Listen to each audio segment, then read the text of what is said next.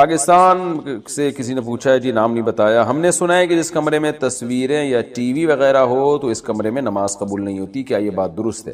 دیکھیں، جہاں تصویر عزت کے ساتھ لٹکی ہوئی ہے، کوئی بھی تصویر، ابا دادا کی تصویریں لوگ دیواروں پہ لٹکا دیتے ہیں، تو اصولی طور پر تو اس کمرے میں داخل ہونا بھی جائز نہیں ہے۔ صحابہ کرام سے صحیح سند سے یہ بات ثابت ہے کہ جس جگہ پہ کوئی تصویر ہوتی تھی وہ جاتے ہی نہیں تھے، اور نبی صلی اللہ علیہ وسلم نے فرمایا ان الملائکۃ لا تدخل بیتن فیہا صورت حیوان او انسان، جس کمرے میں انسان یا جانور کی تصویر ہو تو وہاں فرشتے بھی داخل نہیں ہوتے۔ تو اصل تو مسئلہ یہی ہے کہ جہاں تصویر باقاعدہ، یہ نہیں کہ جو اخباروں میں نیچے تصویریں پڑی ہوئی ہوتی ہیں ان کی بات نہیں کر رہا، جو پراپر باقاعدہ کسی نے اپنے ابا دادا کی تصویر لگائی ہوئی ہو یا کوئی مجسمہ لگایا ہوا ہو تو ایسی جگہ پہ جانا ہی جائز نہیں ہے۔ لیکن بہت سے علماء کا موقف یہ ہے کہ اب اس میں ابتلا بہت زیادہ ہو گیا۔ ابتلا کا مطلب اب اس سے بچنا تقریباً ناممکن ہے، یعنی اتنا لوگوں نے گھروں میں تصویروں کا استعمال کرنا شروع کر دیا ہے کہ اگر آپ اس عمل سے اجتناب کریں کہ کسی کی ایسی جگہ پہ جائیں نہیں جہاں تصویر لٹکی ہو، تو پھر بہت زیادہ حرج ہے اس میں۔ تو کچھ احکام ایسے ہوتے ہیں جو زمانے کے تغیر سے چینج ہو جاتے ہیں، کیونکہ شریعت کا مقصد اس عمل کے روکنے سے مقصد یہ تھا کہ وہ گناہ میں لوگ، اس گناہ میں لوگ مزید آگے نہ بڑھیں، تو بائیکاٹ اس لیے کیا جاتا تھا۔ اب تو اتنا ہو چکے ہیں کہ آپ کی زندگی تنگ ہو جائے گی، آپ یعنی کہیں جا ہی نہیں سکتے، بہت ساری جگہوں پہ اب تصویریں، تو اس لیے احتیاط بہرحال اسی میں ہے کہ نہ جائیں، اور اگر کوئی مجبوری ہو، ضرورت ہو تو پھر گنجائش بھی ہے جانے کی، لیکن اتنا ضرور کر دیا کریں کہ جب کسی تصویر والی جگہ پہ کسی بھی ضرورت سے جانا ہو تو اہل خانہ کو تنبیہ ضرور کر دیا کریں، موقع جیسے ہی ملے ان کو بتا دیا کریں کہ یہ جو آپ نے دیواروں پہ تصویریں لگائی ہوئی ہیں یہ شریعت میں جائز نہیں ہے، بس اتنا کہہ دیں تاکہ وہ یہ نہ سمجھیں کہ یہ اس عمل کو جائز سمجھتے ہیں۔ باقی اس جگہ نماز پڑھنا بھی جائز نہیں ہے کیونکہ گناہ والی جگہ ہے، لیکن پھر وہی بات آ جاتی ہے کہ آپ اگر یعنی بعض دفعہ نماز کا ٹائم ہوتا ہے اور ہوٹل میں تصویر لگی ہوئی ہے یا کسی گھر میں تصویر لگی ہوئی ہے، آپ اس کو ہٹائیں گے تو مالک جو ہے غصہ ہو جاتا ہے، تو پھر مجبوری میں آپ پڑھ لیں وہاں، کیونکہ مجبوری ہے۔ ہم لوگ جب اٹلی گئے تو وہاں اٹلی میں جب ہم نے ہوٹل میں اسٹے کیا نا تو وہاں بڑی بڑی تصویریں لگی ہوئی تھیں دیواروں پر نا، اور تصویریں بھی بڑی بیہودہ قسم کی تھیں۔ تو ہم نے کیا کیا، ہم تین دوست تھے تو ہم نے ان تصویروں کے اوپر کپڑا ڈال دیا تاکہ ان تصویروں کو چھپا دیں ہم، اور پھر ہم نماز بھی پڑھتے تھے اور رہے بھی وہیں پہ۔ تو کیا ہوا ہے کہ جی جو ہوٹل کا جو بھی مینیجر تھا نا، جب ہم سے رینٹ وصول کرنے کے لیے آیا، ہم فجر کی نماز پڑھ رہے تھے، جب وہ آیا تو اس نے ہمیں نماز پڑھتا ہوا دیکھا اور تھوڑا خوش بھی ہو رہا تھا، پتہ نہیں کیوں خوش ہو رہا تھا، ہم تو سمجھ رہے کہ شاید نماز کی وجہ سے خوش ہو رہا ہے، اور دیکھ رہا ہے تصویروں پہ اوپر جو ہے نا، ہم لوگوں نے وہیں ہوٹل میں جو بستر کی چادریں تھیں وہ تصویروں پہ ڈالی ہوئی ہیں۔ اچھا، نماز کے بعد میں نے اس کو دیکھا تو مجھے کہتا ہے یوں ہے ایسے ویلڈن کہ یعنی آپ نے گویا بڑا، مجھے ایسا لگا کہ انگلش بھی نہیں آتی تھی اس کو، وہ اٹلی زبان اٹالین نہیں آتی ہے اس کو، تو اشاروں سے بات کر رہا تھا کہ جی ماشاءاللہ، مجھے ایسا لگا کہ ہمیں اپریشیٹ کر رہا ہے کہ آپ نے تصویروں پہ جو ہے نا یہ کپڑا ڈال کے آپ عبادت کر رہے ہیں، تو ہم تو بڑے خوش ہوئے، ماشاءاللہ دی کتنا اچھا، غیر مسلم ہو کے بھی ہمیں اپریشیٹ کر رہا ہے کہ آپ نے تصویریں چھپا دی۔ بعد میں اس سے مجھے، ہمارے جو ساتھ تھے ازمان بھائی جو گئے تھے، تو جھگڑے کی آواز آ رہی ہے۔ میں نے کہا کیا کہانی ہے بھائی؟ کہہ رہے ہیں یہ تم لوگوں نے جو چادریں استعمال کی ہے نا، بیڈ پہ جو چادر پڑی ہوئی ہے، یہ چادر تم نے جو تصویر پہ ڈالی ہے، اس کا تم نے چادر استعمال جو الگ پرپس کے لیے کی ہے، یہ تو سونے کے لیے تھی، تو اس کے الگ سے کرایہ دو مجھے۔ تو میں نے کہا واہ واہ، تبھی وہ ویلڈن کر رہا ہے۔ تو اب آپ دیکھو کہ ہم تصویر ہٹا کے چھپا دیتے تو وہ کتنا غصہ ہوتا اور کیا کرتا ہمارے ساتھ۔ تو جب انسان پریکٹیکل لائف میں آتا ہے تو پھر اس کو اپنی بھی مجبوریاں بھی پتہ چلتی ہیں اور لوگوں کی مجبوریاں بھی پتہ چلتی ہیں۔ تو اصولی طور پہ مسئلہ یہی ہے کہ تصویر والی جگہ پہ جانا بھی جائز نہیں ہے اور نماز بھی جائز نہیں ہے، لیکن ابتلا بہت زیادہ ہے، لوگ بہت زیادہ اس میں مبتلا ہیں تصویر سازی کے جرم میں۔ تو اب اگر آپ ایوائڈ کریں گے تو زندگی آپ پہ تنگ ہو جائے گی۔ الامر اذا ضاق اتسع واذا اتسع ضاق، فقہ کا ایک قاعدہ ہے جو قرآن و حدیثی سے فقہا نے نکالا ہے کہ بعض چیزیں ایسی ہوتی ہیں کہ جب ان میں حرج واقع ہونے لگا ہو تو پھر شریعت میں اس میں گنجائش پیدا ہو جاتی ہے، اور جب اس میں حرج نہ ہو تو پھر گنجائش ختم ہو جاتی ہے۔ تو تصویر کا مسئلہ بھی انہی مسائل میں سے ہے کہ ابتلا بہت زیادہ ہے، تو حتی الامکان کوشش کریں ایسی جگہ پہ نماز بھی نہ پڑھیں اور جائیں بھی نہیں، مجبوری ہو تو پھر گنجائش ہے۔ اللہ سے امید ہے کہ گناہ نہیں ملے۔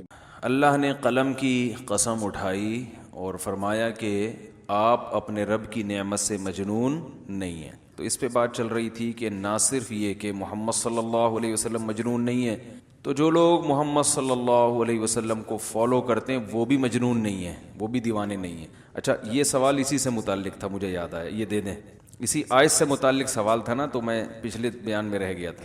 تو یہ کسی نے سوال پوچھا ہے, جو دین پہ چلتا ہے وہ لوگوں کو دقیانوس اور شدت پسند کیوں سمجھا جاتا ہے, یعنی لوگ اس کو دقیانوس یا شدت پسند کیوں سمجھتے ہیں؟ تو یہ کیونکہ اسی آیت سے متعلق ہے نا. کچھ تو پاگل سمجھتے ہیں, کچھ دقیانوس اور کچھ شدت پسند. تو یہ ایک ہی چیز کے تین مختلف نام ہیں. شدت پسند بھی پاگل ہوتا ہے, دقیانوس بھی پاگل ہوتا ہے, اور پاگل تو ویسے ہی پاگل ہوتا ہے, آپ کو پتہ ہے. پاگل پنے کے مختلف اثرات ہیں. تو یہ بہت اہم سوال تھا, میں نے کہا تھا اگلے بیان میں دینا, اس کو میں کمپلیٹ کروں گا کیونکہ اس کا اس آیت سے تعلق ہے کہ جب ہیں نہیں تو پھر لوگ سمجھتے کیوں ہیں. تو ایک بات سمجھ لیں کہ ان میں اکثر حقیقت بھی ہوتی ہے.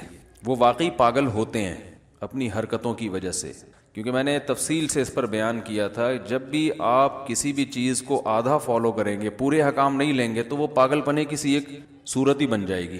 تو ہمارے ہاں جو دیندار حضرات ہیں, جو دیندار کہلاتے ہیں, جن کی وضاقتہ دینداروں جیسی ہے, اٹھنا بیٹھنا نماز روزے کے پابند ہیں, جو ایک ظاہری علامتیں ہیں دین کی, ان میں بعض لوگوں میں واقعی کچھ ایسی چیزیں ہوتی ہیں جن کی وجہ سے لوگ ان کو پاگل کہتے ہیں, اور بالکل صحیح کہتے ہیں. اس کی وجہ یہ نہیں کہ اسلام پہ چلنے والا پاگل ہوتا ہے, اس کی وجہ یہ کہ وہ پورے اسلام کو فالو نہیں کر رہے ہوتے. دیکھو پورا, یعنی آپ اگر کوئی غیر مسلم ہو, اللہ نہ کرے, تو پورے غیر مسلم ہو جائیں تو لوگ کہیں گے بھائی ان کا یہ نظریہ ہے, یا پورے مسلمان ہو جاؤ تو بھی لوگ کہیں گے. آدھا آدھا معاملہ چل رہا ہوتا ہے. تو ایک بہت بڑا فالٹ جو دینداروں میں پایا جاتا ہے, جو تقریباً یوں سمجھیں کہ سب میں ہی نظر آتا ہے, بہت کم لوگ اس سے بچے ہوئے ہیں, وہ ہے توکل کی غلط ڈیفینیشن. توکل کی غلط ڈیفینیشن اس چیز میں تقریباً سب ہیں.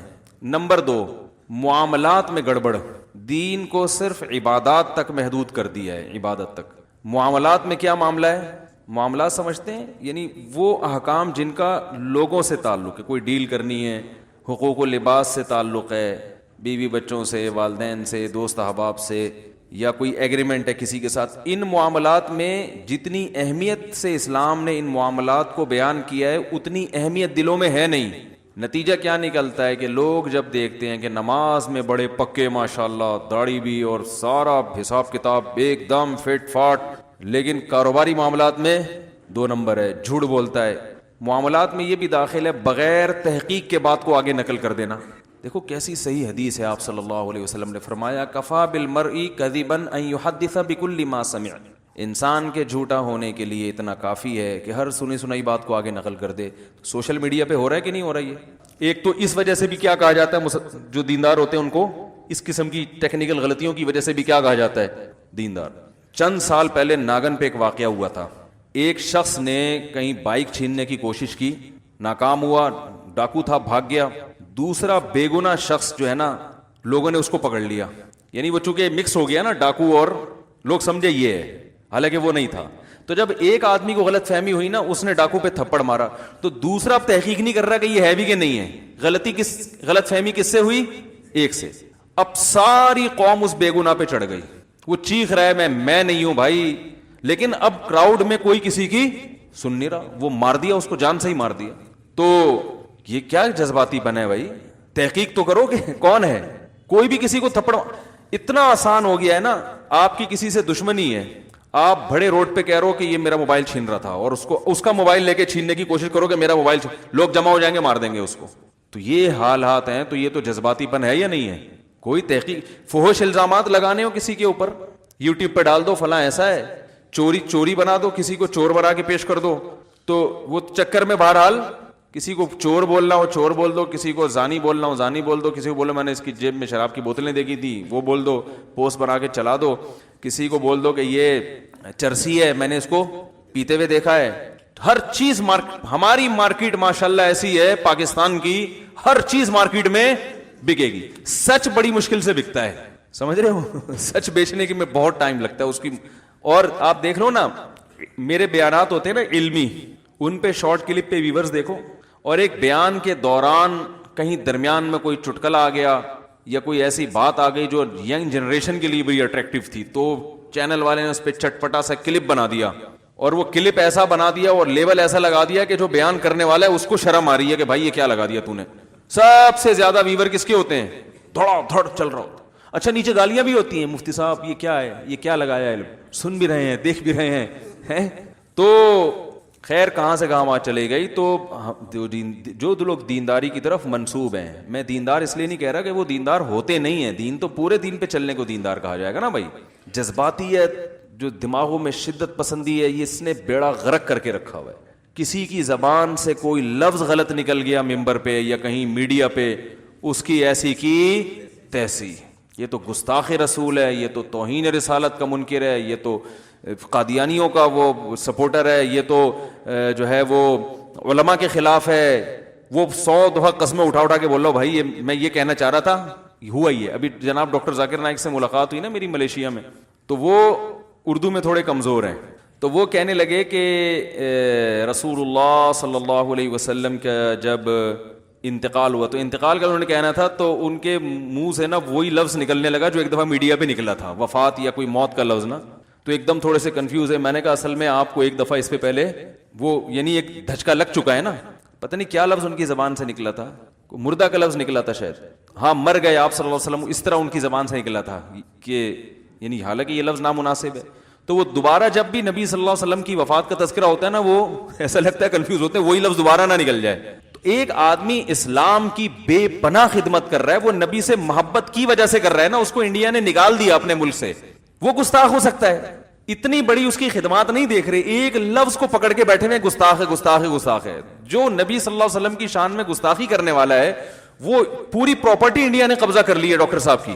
انڈیا میں اپنے ملک میں جا نہیں سکتے, درجنوں جھوٹے کیسز ان کے اوپر ڈال دیے ہیں.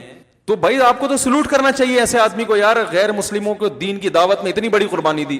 وہ ساری محنتیں ایک طرف, اور لفظ مرنا وہ جو جان کر بھی نہیں نکالا, اور اردو میں بھی تھوڑے سے کمزور ہیں. ویسے ایسے کمزور نہیں ہے, لیکن یہ کہ وہ بامبے کی اردو ہے نا تھوڑی سی, وہ کوئی بہت ہر آدمی یعنی جو بامبے میں جو لوگ فون آتے ہیں نا, ان کا لب و لہجہ اور ہمارے لب و لہجے میں کافی فرق ہے, تو اس کو پکڑ کے بیٹھے ہوئے ہیں. اور یہ زیادہ تر وہی لوگ کریں گے جو اپنے آپ کو عاشق رسول کہتے ہیں, جو دین کی طرف منسوب ہیں. تو اس سے جو نیوٹرل لوگ ہیں نا, ان میں جو میسج جاتا ہے وہ میسج ڈاکٹر ذاکر نائک کے خلاف نہیں جائے گا, بلکہ وہ ان لوگوں کے خلاف جائے گا جو ان پہ فتوے لگا رہے ہیں. وہ کہیں گے یہ ہوتے ہی کیا ہیں, جذباتی. تو اس وجہ سے بھی دینداروں کو دقیانوس اور مجنون اور دیوانہ کہا جاتا ہے. تو وجہ اس کی ہے کہ یہ دیندار ہوتے نہیں ہیں, پوری شریعت کو فالو نہیں کر رہے ہیں. ہمیں نبی صلی اللہ علیہ وسلم کی سیرت میں ایسے واقعات ملتے ہیں, تو وہ اٹھا کے آج کل جو یہ ہو رہا ہے نا, فلاں کی کتاب سے اٹھا کے یہ بھی گستاخ, وہ بھی گستاخ, فلانا بھی گستاخ. تو گستاخی کے جو ہے نا یہ فتوے مارکیٹ میں ہول سیل کے حساب سے چل رہے ہیں. تو وہ جو ہے وہ نہ ان کی خدمات دیکھ رہے ہوتے ہیں, نہ یہ دیکھ رہے ہوتے ہیں کہ واقعہ ہوا کیا تھا. تو بس وہ سب کو ایک ہی لاٹھی سے ہانک رہے ہوتے ہیں. اچھی سوچ ہوگی, مثبت سوچ ہوگی تو آپ تعویل کرو گے, اور منفی سوچ ہوگی تو پھر ایسی باتیں کرو گے. تو ایک وجہ تو یہ ہے کہ جس کی وجہ سے دینداروں کو کیا کہا جاتا ہے, دقیانوس یا پرانا, ٹھیک ہے نا, اس طرح کی. دوسری بات یہ جو میں نے بتایا, توکل کی غلط ڈیفینیشن. ہمارے ہاں بہت معذرت کے ساتھ بہت سے دینداروں کو دیکھا ہے illogical کام زیادہ کرتے ہیں. ایسا کام کریں گے جس کی کوئی سینس نہیں ہوگی. بولیں گے اصل تو نتیجہ کس کے ہاتھ میں ہے بھائی, اللہ کے ہاتھ. الٹے کام کرے گا. ڈاکٹر نے بتایا ہے کہ آپ کا کولیسٹرول لیول اس اسٹیج تک پہنچ چکا ہے, اگر آپ نے پرہیز نہیں کیا تو آپ کسی بھی وقت ایک دھماکے کے ساتھ پھٹ سکتے ہیں. صبح پھر انڈے کھا رہا ہوگا, پراٹھے کھا رہا ہوگا, دیسی گھی پی رہا ہوگا. بھائی موت زندگی تو کس کے ہاتھ میں ہے. یہ بے دین لوگ یہ باتیں نہیں کرتے, وہ تو یہی کریں گے ابے بھائی تمیز سے چلو. ڈاکٹر ان کا تو اللہ پر ایمان ہی نہیں ہے نا, ٹھیک ہے نا. میں ان کی تعریف نہیں کر رہا کہ وہ صحیح کرتے ہیں, ان کی سوچ بھی غلط ہے. اس لیے کہ اگر سب کچھ ڈاکٹروں سے ہی ہو رہا ہوتا تو یہ ڈاکٹر جو آپ کو مشورہ دے رہا ہے خود کیوں مر جاتا ہے, ٹھیک ہے نا, خود دھماکے سے کیوں. کئی ڈاکٹر ایسے ہیں جو لوگوں کا کولیسٹرول لیول جو ہے نا بالکل بیلنس کرتے کرتے اپنا آؤٹ کر دیا انہوں نے. سب کچھ سیٹ چلتے چلتے بھی وہ مشہور ہے نا کہ جب انسان کی شامت آتی ہے تو اونٹ پہ بیٹھے ہوئے آدمی کو بھی کتا کاٹ لیتا ہے. حالانکہ کوئی لاجک بنتی نہیں ہے اس کی. لیکن ہم تو اس کے مکلف ہیں کہ ہمارے کام کی لاجک ہونی چاہیے. تو اب کیا ہوتا ہے کہ توندیں بھی نکلی ہوئی ہیں. ایک تو قدرت کی طرف سے پیٹ نکلتا ہے انسان کا, وہ تو اللہ کی طرف سے ہے. وزن بہت سے لوگوں کا بڑا ہوا ہوتا ہے, صحابہ میں بھی بہت سے ایسے تھے جو ان کا ویٹ زیادہ تھا, پیٹ بھی تھا بعض صحابہ کا, وہ قدرت کی طرف سے ہوتا ہے. لیکن اپنی حماقتوں سے پھر بیماریاں آ رہی ہیں, شوگر آ رہی ہے, بلڈ پریشر ہو رہا ہے, کوئی پرہیز نہیں, کوئی کھانے پر کنٹرول ہی نہیں ہے. اللہ کی نعمت ہے اور شکر ادا کرو. اللہ آخر میں شروع میں بسم اللہ پڑھو, آخر میں الحمدللہ العظیم نہ پڑھو تو کوئی نقصان نہیں ہو. جو صبح یہ دعا پڑھ لے بسم اللہ الذی لا یضر مع اسمہ شیء فی الارض ولا فی السماء وهو السمیع العلیم, حدیث میں آتا ہے شام تک اسے کوئی نقصان نہیں ہوگا. یقیناً نہیں ہوگا, لیکن جو اس کا یہ مطلب تھوڑی ہے کہ اب آپ پر جو احتیاطیں واجب تھی وہ بھی آپ کو پتہ ہے اس گلی میں پاگل کتا گھوم رہا ہے, پھر آپ کو میں بسم اللہ الذی لا یضر پڑھ کے گلی سے گزروں گا. اگر کوئی اور گلی نہیں ہے گزرنے کے لیے, ٹھیک ہے نا, پھر تو چلو بھائی کوئی اور آپشن نہیں ہے, تو اب نقصان کا پورا اندیشہ ہے, تو اب میرے پاس کوئی آپشن نہیں ہے, تو چلو نبی نے جو دعا بتائی ہے وہ پڑھوں گا. اللہ کی رحمت سے امید ہے انشاءاللہ میری بچت ہو جائے گی. مجھے گزرنا بھی لازمی ہے اور کتا بھی ادھر ہے اور کوئی میرے پاس آپشن ہے نہیں. لیکن 10 گلیاں اور ہیں, پاگل کتا اس گلی میں ہے, تو آپ 100 دفعہ دعائیں پڑھ کے گزر جائیں تو پھر آپ گزریں گے تو اللہ کی قسم وہ کتا اتنا پاگل نہیں ہوگا جتنے پاگل آپ ہیں. لوگوں کو چاہیے کہ آپ سے بچیں. وہ آپ نے کسی کو کاٹ لیا نا تو کوئی ٹیکا کام نہیں آئے گا. اس پاگل کتے نے کاٹ لیا تو اس کے ٹیکے ہیں.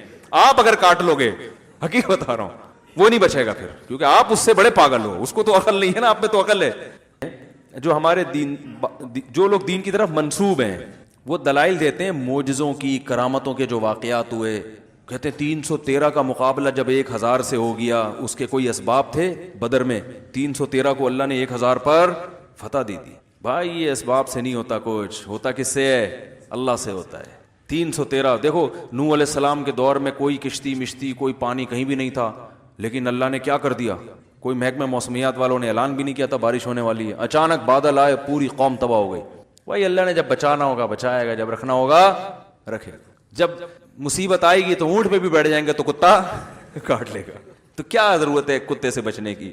یہ تو کتا پن ہو گیا نا کہ جو ہے آپ بلا وجہ کتے سے بچنے کی کوشش کر رہے ہو.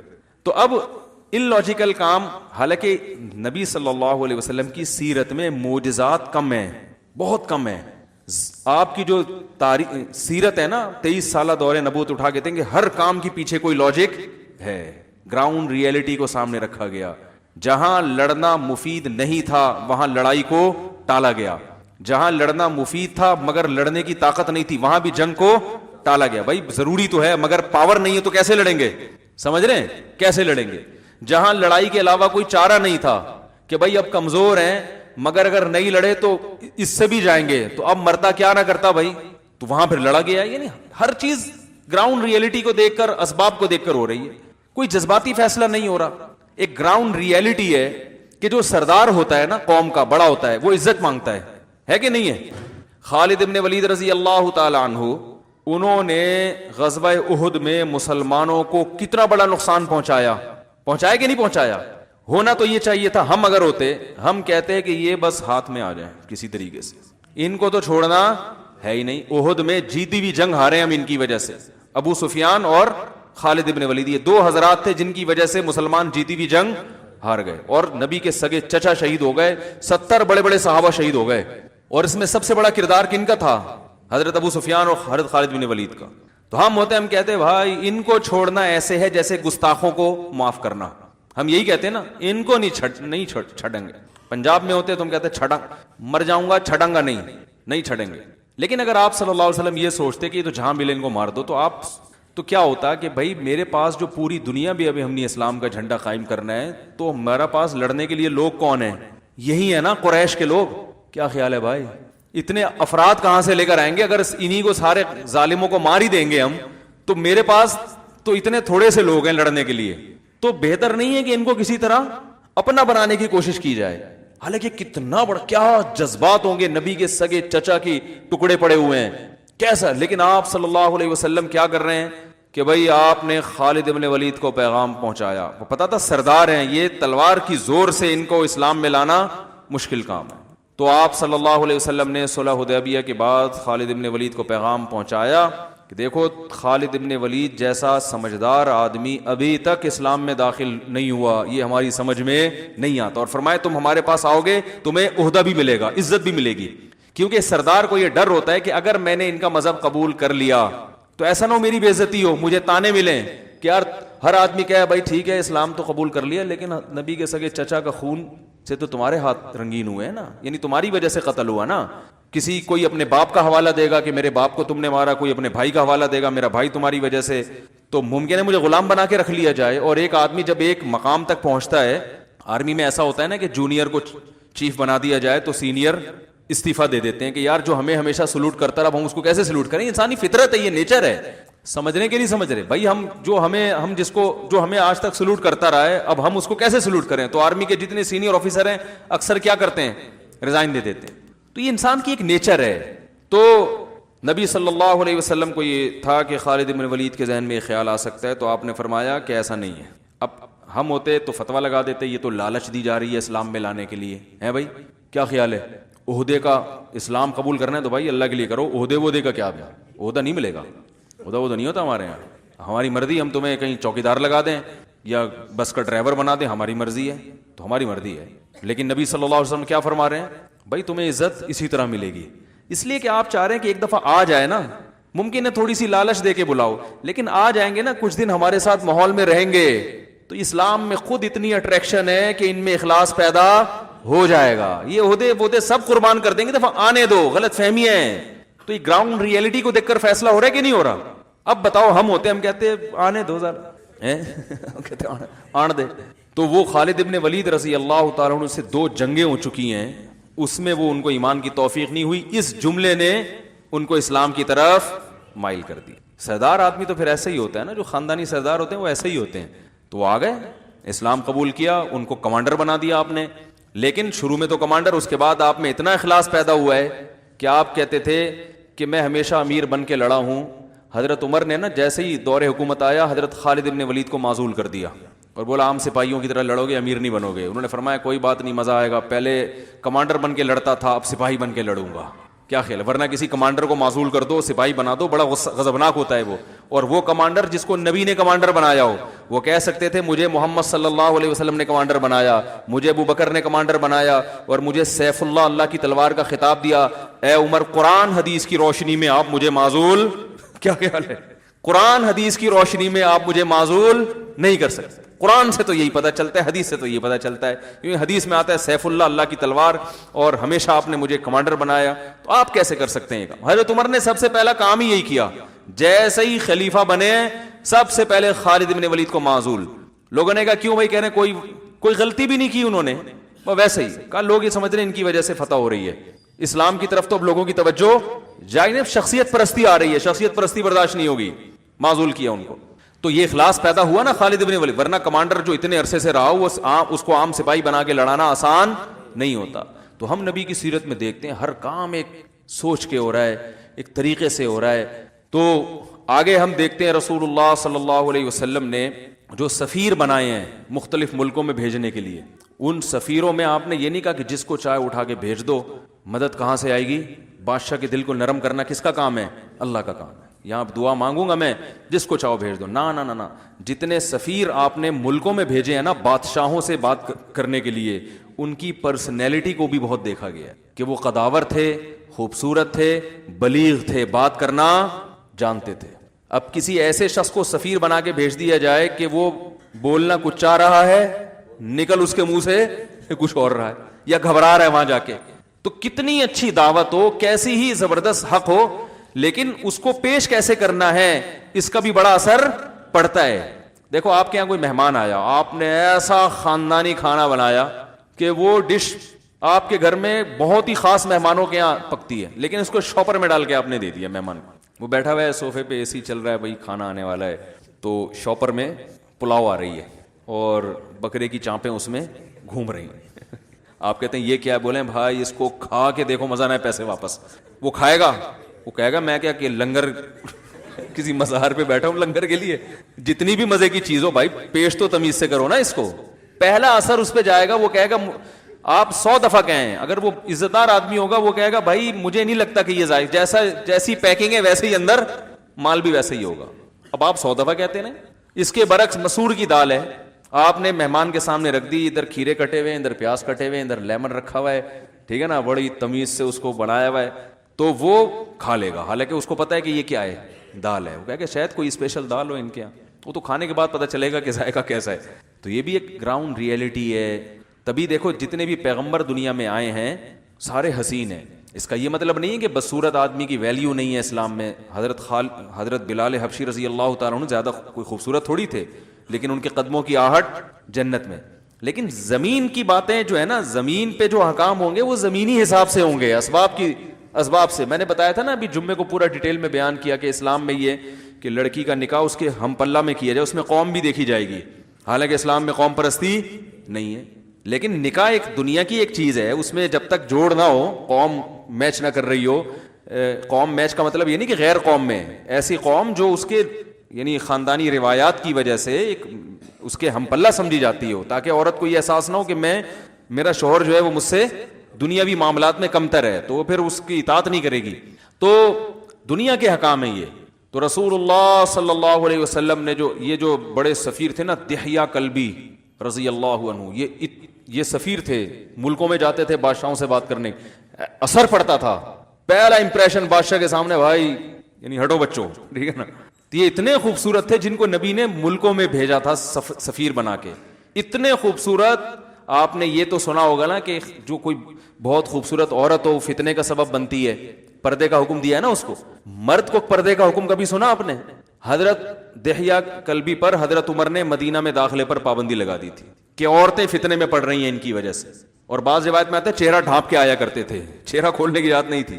تو ایسی پرسنالٹی جب روم اور فارس کے بادشاہ کے سامنے جا کے کھڑی ہوگی تو بادشاہ تھر تھر کانپے گا, بولے گا بھائی آسان نہیں ہے ان سے بات کرنا. تو یہ ساری چیزیں ہیں جو رسول اللہ صلی اللہ علیہ وسلم نے دیکھ کر, آپ صلی اللہ علیہ وسلم نے عرب کے سرداروں کو عزت دی. دوسرے تھے ابو سفیان, ان کو بھی فتح مکہ, وہ تو آخری دم تک اسلام کی مخالفت کرتے رہے ہیں, لیکن نبی آخری دم تک کوشش میں رہے کہ ان کا اسلام میں لانا بہت ضروری ہے. ان کی بیٹی سے نکاح بھی کیا آپ نے, اس میں بھی ایک حکمت یہ تھی کہ تاکہ ان سے میری دشمنی کم ہو جائے.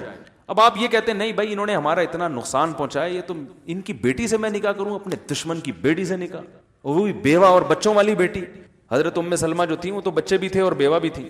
یہ کیسے ہو سکتا ہے؟ بعد میں پتہ نہیں ہمارے تعلقات خراب نہ ہو جائیں. آپ نے کہا یہی تعلقات بحال کرنے کا بہترین طریقہ ہے. ابو سفیان جیسا سردار جس نے اتنا نقصان پہنچایا, یہ اگر ادھر ہو گیا تو پھر یہ ہمارے دشمنوں کو اس سے زیادہ نقصان, کیونکہ اب تو لڑ رہے ہیں, یقیناً ان کو اپنے حق پر ہونے پر یقین نہیں ہے. جب ہماری طرف آ گئے پھر ہمارے لیے جب لڑیں گے اس سے زیادہ طاقت کے ساتھ لڑیں گے. تو سارا کام اگر دعاؤں سے, وظیفوں سے, دم دروس سے چل رہا ہوتا میرے بھائی, تو یہ سب تکلف کرنے کی ضرورت نہیں تھی. اللہ جس نے آنا ہے آئے, جس نے نہیں آنا نہیں آئے, میرا کام ہے دین کی دعوت دے دینا. یا پھر راتوں کو صرف روتے ہی رہتے کہ اللہ سب کو دین پر لے آ, بس مجھے تو کچھ سمجھ میں نہیں آ رہا ہے, بس تو ہی لے آ. مجھے تو یہی ہے کہ میرے چچا کو انہوں نے مارا, میرے ماموں کو فلانے نے قتل کیا, میرے فلاں رشتہ دار کو فلاں نے قتل کیا, میرے بھائی کو فلاں نے قتل کیا, میرے سارا خاندان اور اتنا ظلم کیا مکہ میں, تو میں تو نہیں چھوڑوں گا. وہ یہی ہوتا کہ جو اپنے لوگ تھے لڑنے, جن کو آگے لڑنا تھا, وہ ساری کریم ختم ہو جاتی. ابو سفیان رضی اللہ تعالی عنہ کے خلاف گستاخی ہم اس لیے برداشت نہیں کرتے کہ حضرت ابو سفیان نے جو اسلام کو نقصان پہنچایا اس کی تلافی کی ہے, انہوں نے اس کی تلافی کی ہے. بعد میں حضرت جو ہے نا وہ حضرت عمر کے دور حکومت میں اسلامی سرحدوں پر چلے گئے, لڑتے رہے جہاد میں. اور حضرت ابو سفیان اپنی بیوی کو بھی لے جایا کرتے تھے, حضرت ہندا کو. جب سخت لڑائی ہوتی تھی نا تو ان کو لے کر جاتے کہ اگر ہم پیچھے ہٹے تو ہمیں تانے دینا, ٹھیک ہے نا, کیونکہ عورت کے تانے مرد سے برداشت نہیں ہوتے, بزدلی کے تانے. اگر وہ مرد ہے تو وہ بزدلی کے تانے برداشت نہیں کرے گا. تو وہ گئے کہ, اور ایسا ہی ہوا, لڑائی میں شکست ہو گئی, پیچھے آنے لگے تو حضرت ہندا نے اشعار پڑھنا شروع کر دیے. کہا کہ ویسے بڑے مرد بنے پھرتے ہو, گھر میں تو بڑے جو ہے نا بنے پھرتے ہو, کہ مرد ہیں آج میدان جنگ میں جوہر دکھاؤ نا. تو وہ کہاں پھر وہ برداشت کر سکے, وہ لڑے اور اللہ نے فتح عطا فرمائی. تو ہم دیکھتے ہیں محمد صلی اللہ علیہ وسلم کی سیرت ساری گراؤنڈ ریئلٹی کو سامنے رکھ کر. خبروں میں تصدیق کی جاتی تھی, ایسا قرآن میں ہے نا, ان جاءکم فاسق بنبأ فتبینوا, خبر پھیلا دی کسی نے فلاں قبیلہ مرتد ہو گیا ہے, صحابہ نے جو ہے وہ چڑھائی کرنے کا ارادہ کر لیا. قرآن میں کیا ہے کہ جب کوئی فاسق خبر لایا کرے تو پہلے کیا کرو, تحقیق. اس آیت سے بعض لوگوں نے استدلال کیا کہ صحابی فاسق تھے, معاذ اللہ. اس کا میں ایک علمی جواب دے چکا ہوں کہ یہاں اصطلاحی فاسق مراد نہیں ہے. اس سے کیا مراد ہے, اگر میں نے ابھی اس کا جواب دینا شروع کر دیا نا تو وہ پورا موضوع چینج ہو جائے گا. تو یہ کیوں فاسق کہا گیا ان کو, اس کی وجہ کیا ہے, اور یہ قرآن کے مزاج سے جو لوگ واقف ہیں وہ یہ جانتے ہیں. تو اس کا پھر میں کسی اور موقع پر سوال کا جواب میں انشاءاللہ دوں گا. تو قرآن نے کیا کہا کہ بھئی اڑتی ہوئی خبروں پہ یقین نہ کیا کرو. تو یہ بھی وجہ ہے جس کی وجہ سے دینداروں کو کیا کہا جاتا ہے؟ دقیانوس. اب آج کل لوگ پبلک کیا کر رہی ہے؟ گراؤنڈ ریئلٹی کو بالکل بھی نہیں دیکھتے. بچوں کی تعلیم کا کوئی سوچا ہوا نہیں ہوتا ہے بھائی.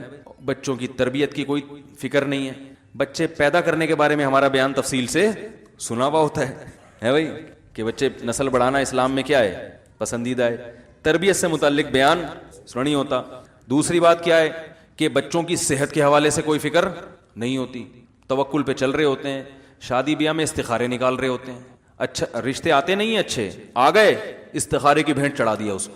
حقیقت اچھا والا رشتہ آیا ہوا تھا, اماں نے استخارہ نکالا, وہ اس میں نیگیٹو آ رہا ہے, بہترین رشتے کا بیڑا غرق کر دیا.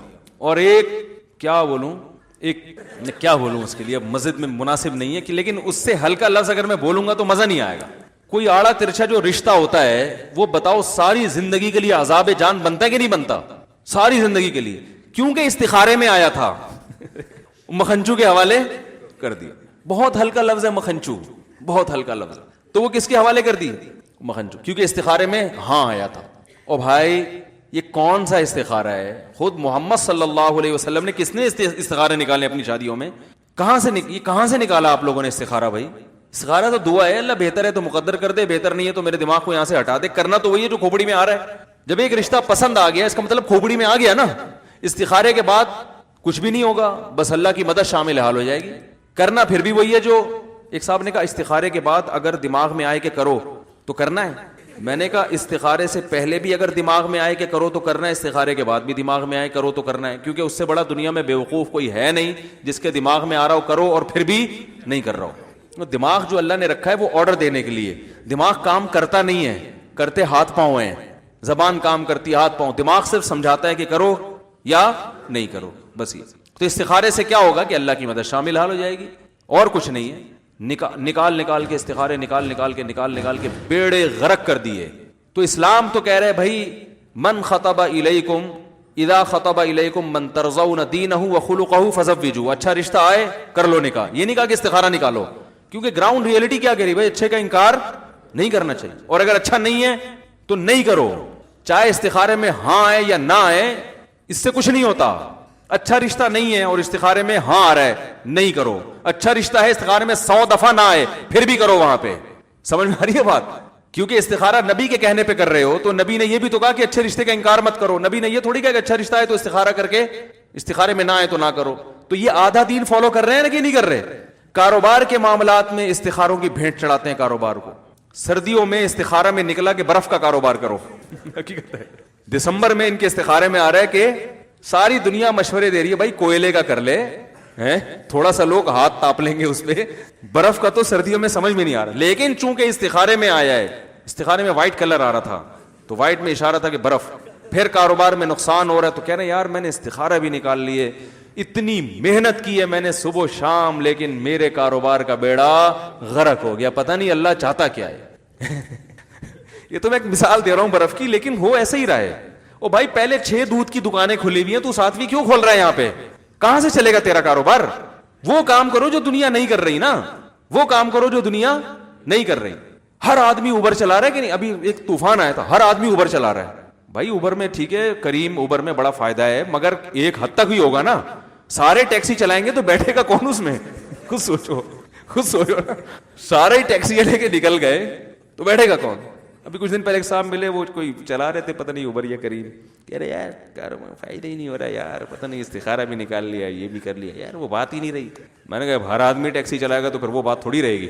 کہہ رہے اب کمپنیاں ظلم کر رہی ہیں, وہ انہوں نے بونس بھی کم کر دیا. میں نے کہا اس لیے کم کر دیا کہ ان کو اب کم بونس پہ بھی بہت لوگ مل رہے ہیں, تو وہ اپنے لحاظ سے ٹھیک کر رہی ہیں. تو ان کا بھی تو بزنس ہے, انہوں نے کوئی خیراتی ادارہ تھوڑی کھولا ہوا ہے کہ غریبوں کے لیے کوئی ویکینسی نکالی ہے انہوں نے.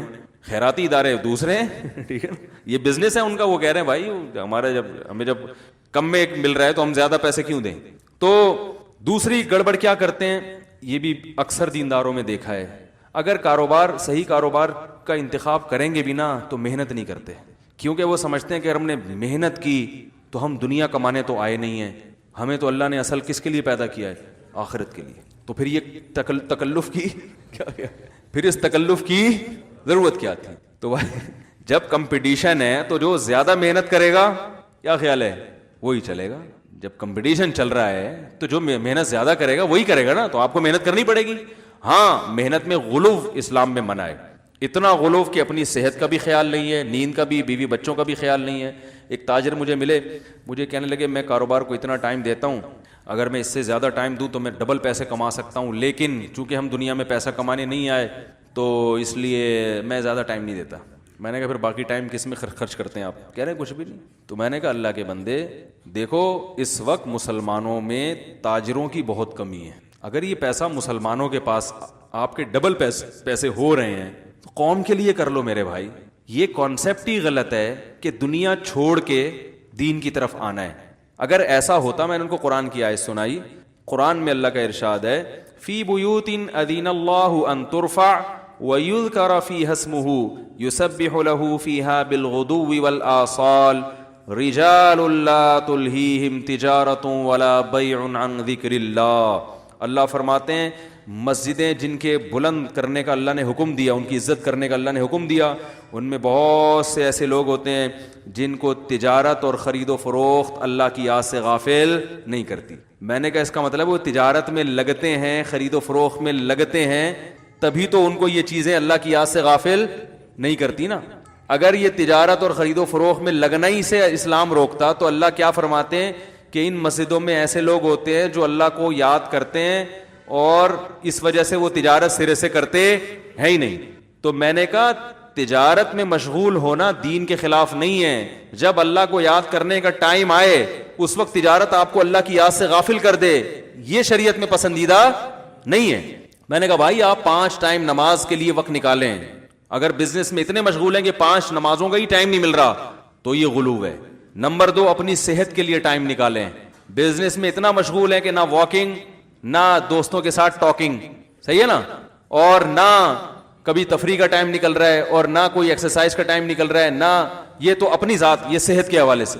تیسری چیز ہے بیوی بچوں کا کے لیے, رشتہ داروں کے لیے ٹائم, وہ بھی نکالنا پڑے گا.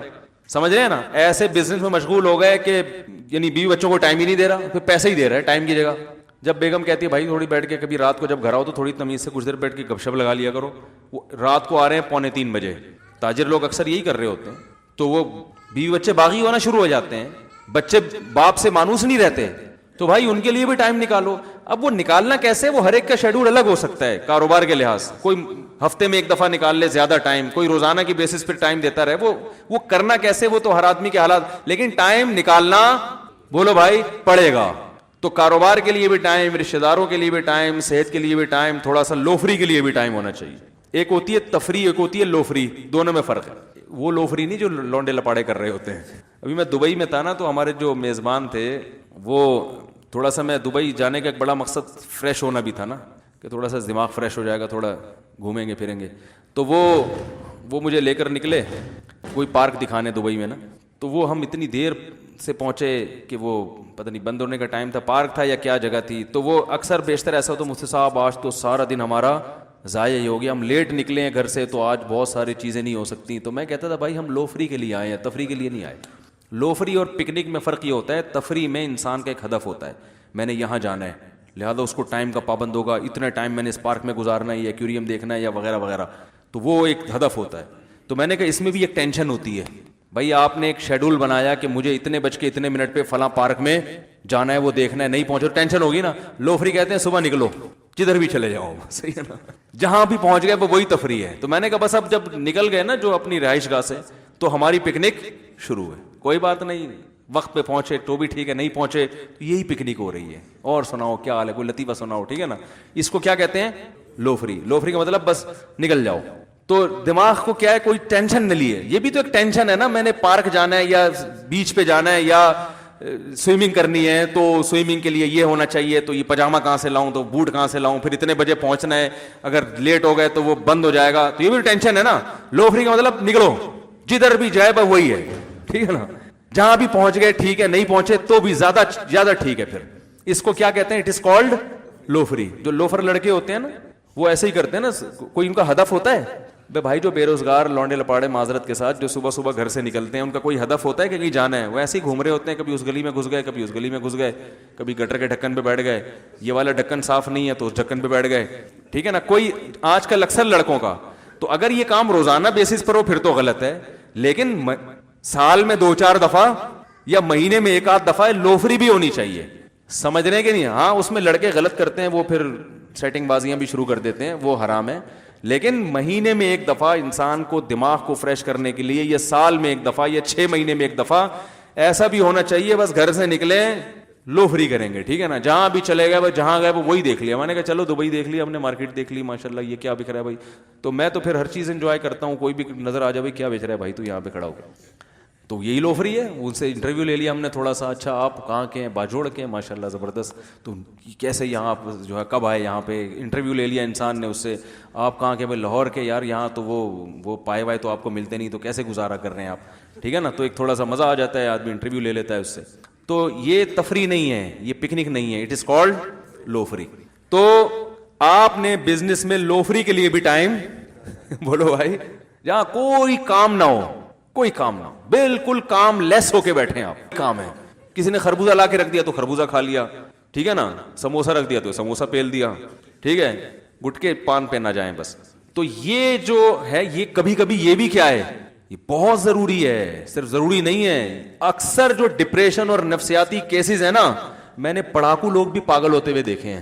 دماغی محنت کر رہے ہیں قوم کے وسیع تر مفاد میں, کتابیں لے کے پڑھ رہے ہیں ہر وقت. دیکھو خوش مزاج دماغ جب تک فریش نہیں ہوگا تو خوش مزاجی آئے گی دماغ میں, اور جو خوش مزاج نہیں ہوتا وہ خود بھی ڈپریشن میں اور دوسروں کو بھی ڈپریشن کا مریض بناتا ہے کہ نہیں بناتا. تو میں نے دیکھے بہت سے پڑھے لکھے لوگ جو قوم کے وسیع تر مفاد میں اپنے مستقبل کو بنانے میں ہر وقت ایک روٹین پہ چلتے چلتے سیٹنگ اوپر کی کیا ہو گئی, آؤٹ ہو. میں جب پاکستان نیوی میں نے شروع میں کچھ وقت اپرینٹسشپ کی ہے نا, تو وہاں ہمارے ایک ٹیچر تھے, بہت قابل تھے.